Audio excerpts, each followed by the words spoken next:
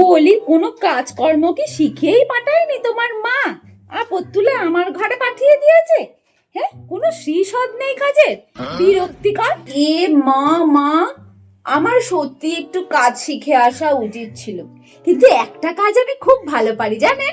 ভাবছি কালকেই করব কাজটা। সার্ফের জল সিঁড়িতে রেখে দেব, আর আপনি হাঁটতে যাবেন, ধামাস কোমর ভেঙে, উফ কি মজা হবে। হে ভগবান, দরজাল দরজাল মেয়ে, ঠিক করে ঘরটা মোছো না, গতর তো নড়ে না দেখছি। ওখানে ওই দাগটা পড়ে রয়েছে, দেখতে পাচ্ছ না? ভালো করে ঘষে ঘষে ঘষে না মুছলে উঠবে কি করে? কিছুই তো পারো না দেখছি, কি জ্বালাতন। ভালো করে মোছো।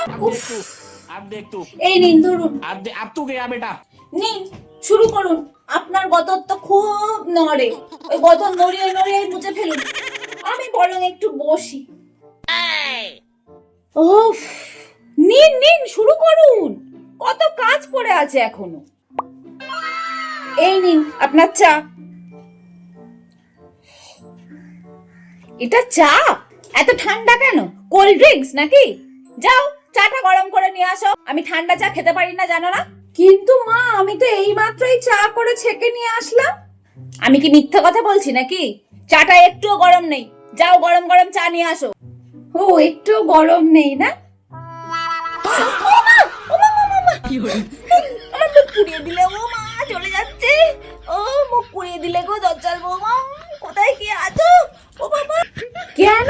চা তো ঠান্ডা, কোল্ড ড্রিঙ্কস। আপনার মুখ তো পুড়ে যাওয়ার কথা নয়। দাঁড়ান, আর একটু গরমা গরম চা নিয়ে আসি। বাবা গো, মুখটা পুড়ে গেল গো।